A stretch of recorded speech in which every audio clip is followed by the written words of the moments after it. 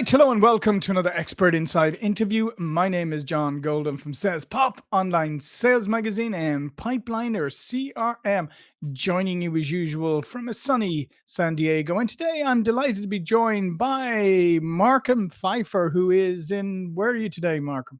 Columbus, Ohio. Columbus, Ohio. And Marchem is a strategist, author, and builder of better ways forward, who specializes in helping people realign their lives from inside out. You're an author and speaker and strategist. Your book is Navigating leadership Navigating Leadership. from toxicity to triumph, Yeah, which is available on Amazon it is, yes. and all good booksellers. And what we want to talk about today is burnout-proof leadership, how to build aligned teams that thrive under pressure. I guess, Markham, my first question is, we live in and certainly I would say my professional career since coming here from Ireland in the mid 90s when I came to Silicon Valley, and that is that in the US and in corporate America, we've always celebrated stress, right? I mean, it's almost like a badge of honor, and burnout is almost like, again, it's like almost like a badge of honor, like I'm so overwhelmed, I'm burning out, or I'm so stressed, or you just begin to live with that, and then it has all these detrimental impacts on you. But I'd say first and foremost, do you see that there's any change in that culture that has always kind of celebrated stress, and people who wear stress on their sleeve because they feel that's what's expected of them? I guess, but the reason why I wrote that book was because I experienced extreme burnout with workplace PTSD Hmm. from leaders in the place I was at, that they were driven by, you're going to work no matter what, you're going to answer our text at midnight, you're going to answer our text that's on a Sunday with your kids, doesn't matter, you're going to do exactly what we tell you to do. So the one of the key stats that Gallup did a poll in 2023 that basically says that 76% of people currently in the workforce experience some level of burnout, Hmm. right? Some level that's going to affect their stress level, affect their mental health, affect their ability to spend time with their kids, to be present with their spouse, or whatever it is, right? But I don't think what's going to happen here is the people that have the old mindset of go go go no matter what, right, are starting to fall off. They're Hmm. retiring. They're going to sunset themselves essentially, and hopefully the new school people that are coming up, they're come up with a different mentality of, there has to be some level of, you can't always be on, you can't, otherwise that's gonna Hmm. directly affect everything in your life, Right. right? And then what happens is then you're misaligned in everything in your life as well. There's a misalignment in how you talk to your teams, how you get them to be motivated, how you get them to actually respect the fact that you are the boss, but not to the point of like, we respect you out of fear. We respect Mhm. you because we acknowledge the fact that you bring value and that you treat us as actual human beings. Yeah. So so how did that manifest itself, the PTSD? Because I think it's important for people to realize how what the end result of this can actually be. So I had a boss. She'd been with the organization. By the time I left, she'd been there for 40 years All and right. essentially knew where all the skeletons were buried and Mhm. had multiple safety nets. So she said and did whatever she wanted. Right. So she treated people like second class citizens. Right. Nothing you said was ever good enough. You can come to her with research upon research, and she would tell you, "Yep, that's not what I asked you to do." And then 2 hours later, tell you, "Wait, that's exactly what I asked you to do, but do it in a different way." Mhm. Right. And then she was always second guessing everything, and always talking down, always to the point of people hated even walking in the building. Right.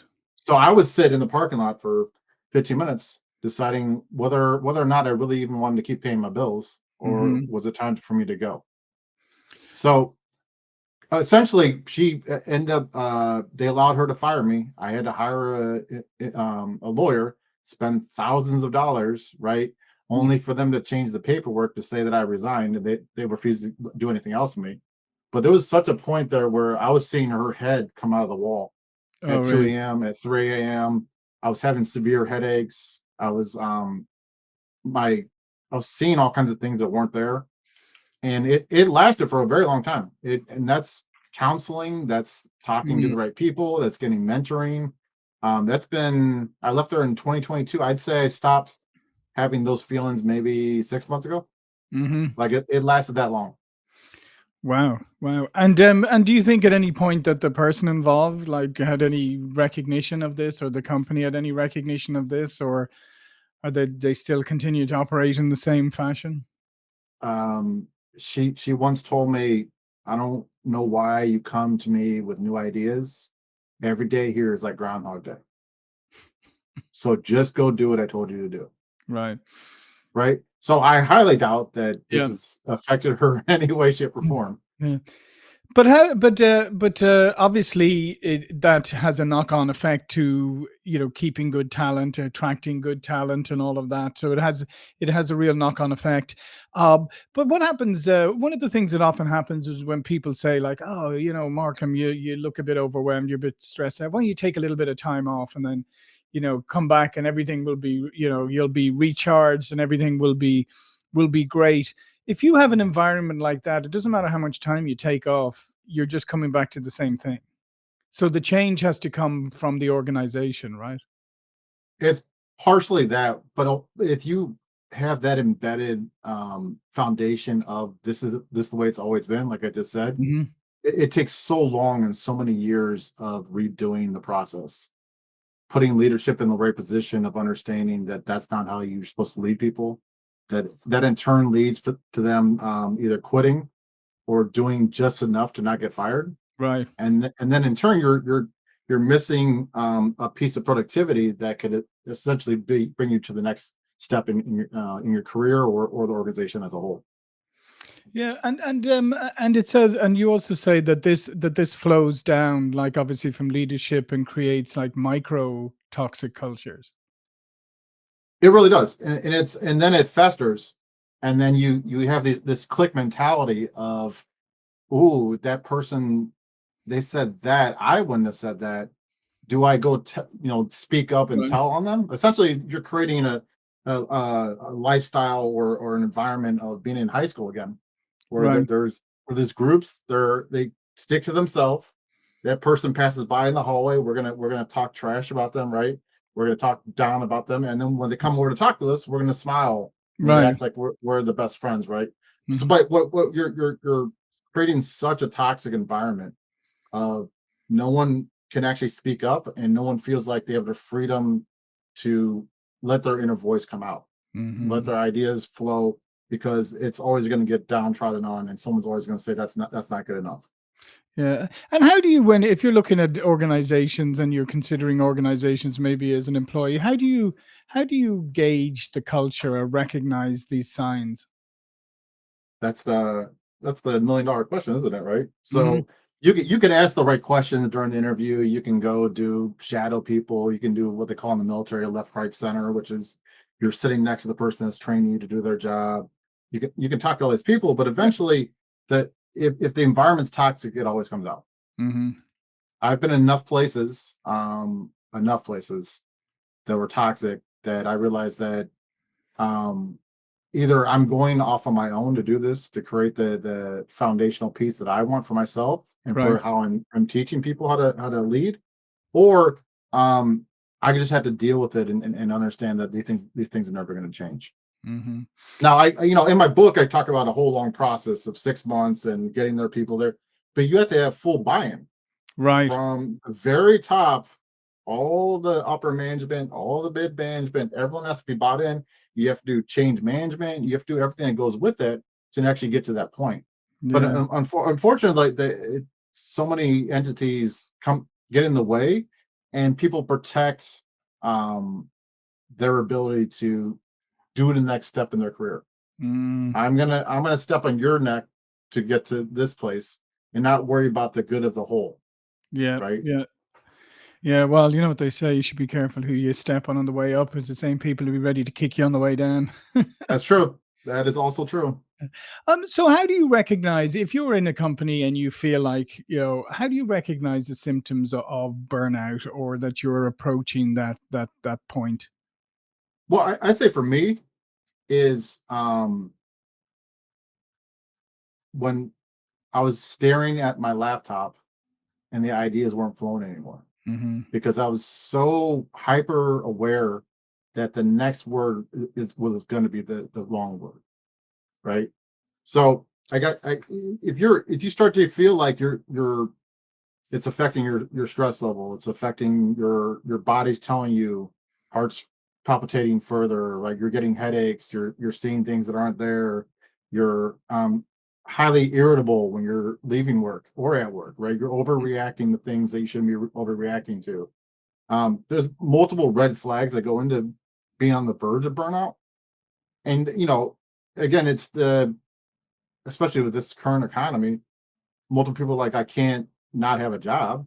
Yeah. This economy is terrible. There are no jobs, right? So what do I do in the meantime where I'm trying to ignore that? So then I'm a big John was proponent of going to counseling and getting the Hmm. help you actually need and being consistent about that Yeah. because I yeah, go ahead. No, I was going to say, because obviously, like, it's very easy to internalize that stuff. It's very easy to, just to have it like can be stuffed down and crush yourself. So, working, with the counselor is obviously really important. But it's really important, isn't it, to discover like how much of that is your own attitude and how much of that is what you've been tolerating.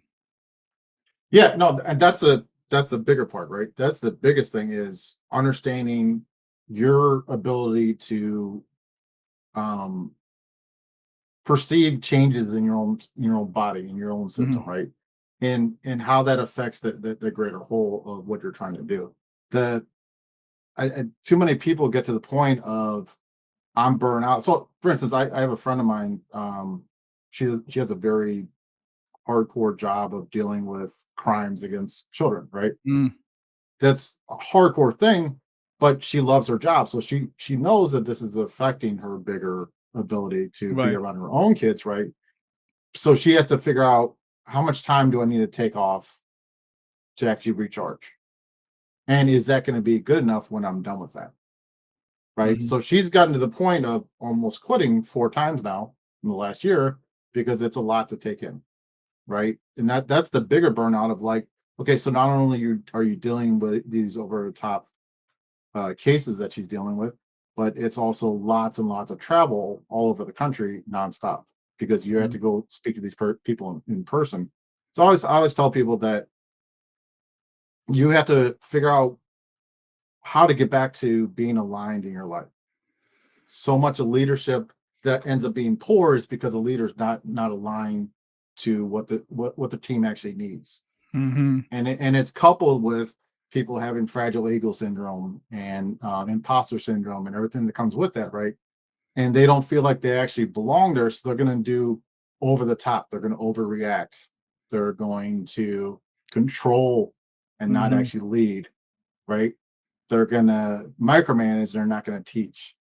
Like these are all big things, and then if you pile it on and pile it on, then your team starts getting burnt out and they don't want to be there anymore. Yeah, and how much of it then is down to organizational cultures that have been allowed to just grow organically, that there's no intentionality in it, and they're just and it's just developing off the personality of maybe the founder or the CEO or the leadership. And maybe sometimes when you have, even among a leadership team, you have different styles and different ways of doing things, that can lead to division within the organization because maybe you're working for the nicer part of the organization as opposed to the more toxic part. Yeah, what happens often is the very toxic person teaches their replacement how to also be toxic, right? Then it also ends up being generational. Same thing Mhm, with what happens with families, right? It ends mhm, up being generational, but it's allowed to fester because no one is held accountable or have some level of consequence, right? You go to HR or you go to the EEO people or you go file mhm. complaints and those disappear, which is what happened to me about Right. 2 positions ago, right? And that adds to the heavier burden of I'm big into what's good for the group Yeah. is in turn good for me, and not the other way around. But people often have to say to yourself, I guess is the burnout point of, um, you're only one voice in the room. Hmm. If the other voices don't feel the same or aren't willing to speak up, then maybe that's the real consequences that you have to figure out what your next direction is and what your next step is. Yeah. Do you update your resume? Do you reach out to your contacts? Do you start applying for other jobs, or do you find a way to cope? Hmm. And that's really tough, as you mentioned earlier, especially for people who feel like in the current economy, or maybe their overheads or whatever, that they don't have a choice, and that's a hard place to be, right? Like, this is, I have this job, I hate it, it's toxic, I'm feeling all these things, like it's affecting my health and all of that. But for me right now, the alternative of not having this job or risking not having a job is worse. Yeah, and that was it for me. Hmm. That was it for several of my friends that still work at this organization, right? They were glad when they finally forced this lady to retire, which was a few weeks ago, right? They Right. were glad about that. They were glad when they forced the other upper management people to retire. And I said, but they didn't clean house. Hmm. So all that's going to do is you're going to get replaced by a nicer, maybe less toxic version of the people that just left. Or maybe initially less toxic. Oh, no, yeah, we're going to play the game. Hmm. Because we know how toxic the last person was. Hmm. So it's like being in a really bad relationship, right? Yeah, yeah. You keep hoping through false promises, and hey, we're going to talk about this more, and we're gonna set up a Mhm. standard and expectations, and then for 6 weeks it's fine. For six Yeah. weeks everything's good. We're following the rules. We're hearing each other out, and on that seventh week it goes right back to what it was.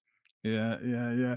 And obviously, it also, it depends on the ups and downs of the business, because let's face it, I mean, when businesses are going through hard times, if it's a toxic, if it has a toxic leadership, it has a toxic culture, then that tends to put even more pressure on people when things aren't going well, at a time when Absolutely. they need a lift. Absolutely. That, then it becomes consistent red flags, right?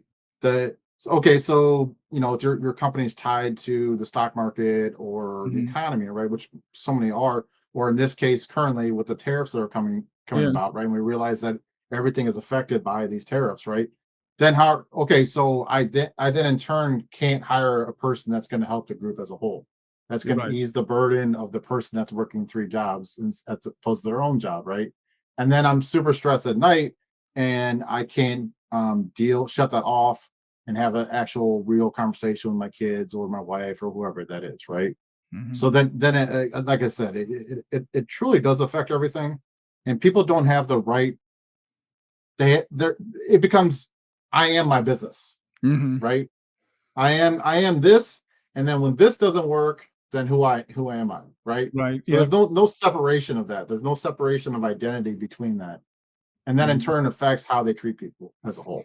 Yeah. So what was your breakthrough moment, or when did you finally feel like, what was it that finally made you feel like you were on the other side of this? Um, so my next stop after that stop, that like you said, that person was toxic in a different way. Hmm. That person was up till 11 o'clock at night and texting the entire team, was on vacation, texting the entire team. Hmm. After they let me go so he can give that position to another person that he was friends with, he was stalking me on LinkedIn, right? Consistently sending me messages like, you can't put that on LinkedIn, you can't do this, can't do that, Hmm. right? And I was still dealing with, like, I was almost having like flashback trigger points Right. of being there because everything was so centralized to his decision making. You couldn't come with anything else because you had to wait till, oh, okay, he said Right. we can do this, now we can do this, Hmm. right? And it was almost like we were little kids trying to cater to his affection, Yeah. Right. right? Which is what happens in a toxic environment, Hmm. right? Hmm. What so that I ended up leaving there, went back to another position. Um, I got riffed from their reduction in force from Sure. their May 16th. So I was there, and I'm like, I knew February 27th that this wasn't going to be it, Hmm. right? And then I kept hearing my dad's voice in the back of my mind going, "You keep taking these temporary stops, and you haven't allowed yourself to, number one, heal correctly from everything that's happened to you, but also you haven't allowed yourself to reach your full potential, what you're supposed to be actually be doing, right?" Mm. So the equation has been, um, if I didn't need to pay my bills, which I do, right? Right. If I didn't need to pay my bills, what would I actually want to do? Right. And it's this. It's talk about how to get people to a place of peace, of clarity, of regulation, of reorganizing who they are, of healing to the point of um, that they're not, like I said, not reacting to things that they shouldn't be reacting to, Hmm. right? That they're being present to the things around them, being present to the conversations with their kids or the conversations with their friends. Um, but also, it's creating the space for people to just be themselves and allow the space for that voice of that singular person to come out and be part of the group. Hmm. That enough respect level, enough leeway, enough of like, this is how it's going to be. There was a I forget who used to do this. I think it was actually Elon used to do this uh in his meetings. He would show up to the meeting and be like, "Okay, you have 5 minutes. Hmm. If you didn't prepare what I asked you to prepare, meeting's done. I'm over with. I gotta keep moving." Yeah. So I think it comes with everything in life, is that you have to prepare. You Yeah. have to do the work yourself. You have to look yourself in the mirror, hold yourself accountable, right? That if things keep happening to you that lead to you being super stressed out or have a higher level of anxiety, then what are you doing to prevent that from happening the next time? Yeah. Yeah. I mean, if it's repeating itself, then you've got to ask yourself, you're the common denominator, right? Yes, that I said this I think yesterday, that um, I talk now about how to be a better leader as a Hmm. whole, because I made a lot of mistakes as a leader myself. Sure. I thought I was leading in the right direction, and I was doing these things that I know now through a lot of work and research that weren't the right things to do. Hmm. Right. So now I come with a place of openness and with empathy and compassion, and I try to meet people where they are and understand where they're coming from. Right. Yeah. Because these are we're all individuals when it comes to being in a workplace, working together, organization. Yeah, I don't care what it is, nonprofit, whatever it is, right? We're all individuals coming with our own backgrounds, and we Yeah. should at some point be able to check our biases and check Yeah. our backgrounds at the door, Yeah. and just be fully entangled with trying to do the bigger thing. Yeah, no, 100%. I think actually checking that baggage and not bringing it into the room virtually Yeah, or otherwise is so critical. And I like what you said, Markham. There is, at the end of the day, there we can avoid working for these kind of people if you can go find different jobs, but you also have to do the work on yourself to make sure that it's not you. It's not that they're not serving a role. They're not playing a role for you, or you're not, making your own needs subservient to that of somebody else. And so you need to do a lot of kind of self-awareness work. I think for me specifically is that, so PTSD is like when you sprain your ankle. Hmm. You sprained it one time, you've now loosened up the tendons Yeah. and the ligaments, and you're going to keep spraining your ankle. Hmm. I used to play a lot of basketball, and I sprained my ankle probably 150 times so far, Hmm. right? Same thing with PTSD. Once you have PTSD, you open yourself up to other levels of PTSD. Mm. So I had really bad PTSD from a car accident about 20 years ago. I saw the car hitting my car in slow motion for 10 straight years. Wow. I would see the tire pop off, roll down the hill. I would see my friend turn to me in slow motion. He's spitting out glass from his mouth. Right. I saw all that for 10 straight years. And then I realized, because I didn't heal from that, I in turn was more susceptible to these other levels of PTSD. Right. Right. Not to say that I wouldn't have gotten to that point with that position I was in, but I think I opened myself up way more because I didn't do the work I was supposed to do. Mm. Right. So there has to be a level of take a deep breath, have a coping mechanism, have an outlet, right? Because a lot of people, there's so many people around the world that go to crappy jobs that they hate. Yeah, yeah, they do, and And they you have have to pay your bills. yeah, no, You they have to have to put do food it, on the table. and they have no outlet otherwise, and so it's really important that you have that outlet and that you have spend a little time with your own self in this highly distracted world in order to be able to, figure out your own needs and figure and be aware of how you show up in the world. Absolutely. And I think it's more so, in the sales world, right? There Mhm. is a higher level of anxiety because a lot of these people are Sure. driven by commission. Those are Yeah. commission-based jobs. So many of them. Now, have friends in the world that in sales world would make a lot of money, Yeah, but they've been absolutely. doing it, a very long time. Mhm. And they'll also tell you, I might kill it this month and next month be down. Yeah, yeah, Right. no, Same thing with recruiting and that kind of stuff, mhm. right? You might have it 2, 3, 4 months of, hey, I just made a killing. And then for 2 months, you're like, oh, I'm barely making it here. Yeah, What am yeah, I going to do now? and it's the only job where you hear no more than you hear yes. Yes, absolutely. That the I was my dad said that in a different world, I was a salesperson Mhm, that because my number one strength finder is woo by a lot. Like I don't find any strangers. I go mhm. meet people. They tell me their whole life story within 5 minutes, right? And I think if I was trying to sell something that I didn't believe in, I think that's when I would have to remove myself. Yeah, yeah, yeah, Right. So that's that right. I think that's the big thing about in sales, especially, is that um, so many people are like, oh no, and I'm just going to go for the bottom line, and there's a lot of pressure on me from upper management Mhm. to make my numbers consistently, right? I the because I come from the military world also, is that the recruiters are the same way. That's also sales, Mm, right? yeah, yeah, And absolutely. they would get cussed out when they didn't make the numbers in a quarter Mhm. in front of 150 other recruiters. Yeah. And I'm like, if that's what it is, I don't want to do that. Right? Yeah. I'd rather bet on myself, put all the eggs in my own basket. And I told my dad the other day is that I'm more than willing to work a bunch of terrible jobs, like part-time, Sure, yeah. 10, 15 hours a week, to get this to where it needs to be.